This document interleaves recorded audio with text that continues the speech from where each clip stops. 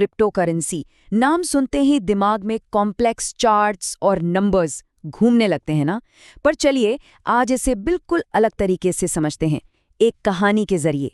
जरा सोचिए, एक ऐसा गांव जहां लेन देन कागज के नोटों से नहीं बल्कि एक जादुई किताब से होता हो। ये जादुई किताब क्या है? आज हम इसी का राज खोलेंगे, क्योंकि यही वो चीज है जिसे आज पूरी दुनिया क्रिप्टो करेंसी के नाम से जानती है। लेकिन किसी भी सॉल्यूशन को समझने से पहले जरूरी है कि हम प्रॉब्लम को समझें। और हमारी कहानी की प्रॉब्लम शुरू होती है एक छोटे से गांव सिक्कापुर से। अब देखिए, सिक्कापुर में सिस्टम कुछ ऐसा था। मान लीजिए राहुल ने सोहन को 1 किलो सेब दिए, तो इसका हिसाब कौन रखेगा? गांव के मुखिया जी। वो अपनी पर्सनल डायरी में से लिख लेते थे। और हाँ, इस काम के लिए वो थोड़ी फीस भी लेते थे। मतलब गांव का सारा हिसाब किताब, सारा कंट्रोल बस एक ही आदमी और एक ही डायरी के हाथ में था। पर इस सिस्टम में एक बहुत बहुत बड़ा रिस्क था। सोचिए जरा, क्या हो अगर मुखिया जी की वो डायरी खो जाए या जल जाए, या मान लीजिए वो जानबूझकर उसमें कुछ बदल दें, तो बस एक झटके में पूरे गांव का फाइनेंशियल रिकॉर्ड खत्म। सोचिए कितनी बड़ी गड़बड़ हो सकती थी। और तभी गांव का एक समझदार इंसान जिसका नाम था सतोशी, एक ऐसा आइडिया लेकर आया जिसने सब कुछ बदल कर रख दिया। सतोशी का आइडिया बड़ा कमाल का और सिंपल था।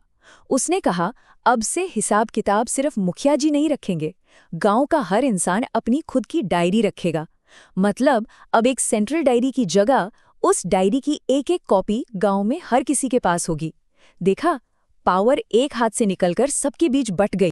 तो अब ये नया सिस्टम काम कैसे करता था? बहुत ही शानदार तरीके से। जब राहुल ने सोहन को एक सिक्का दिया, तो गांव के सभी 100 लोगों ने इसे अपनी अपनी डायरी में नोट कर लिया। अब सोचिए, अगर कोई एक आदमी अपनी डायरी में हेरफेर करने की कोशिश करे तो क्या होगा? बाकी की 99 डायरियां तुरंत उसकी चोरी पकड़ लेंगी।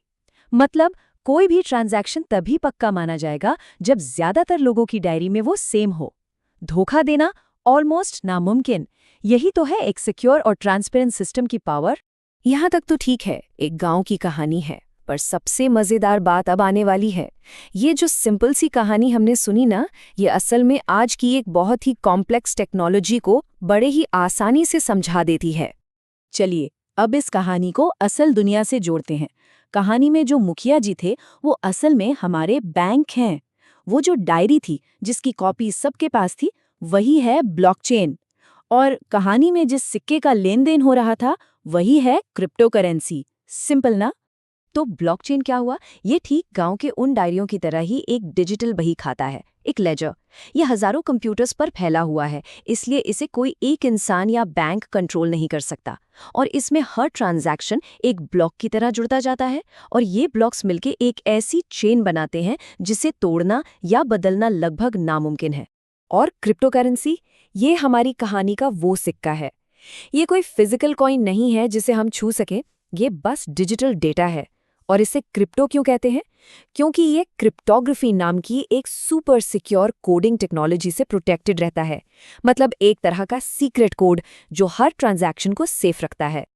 अब ये टेक्नोलॉजी पॉपुलर तो बहुत है, इसमें कोई शक नहीं, लेकिन हर सिक्के के दो पहलू होते हैं। तो चलिए इसके फायदों और इसके बड़े जोखिमों दोनों पर एक नजर डालते हैं।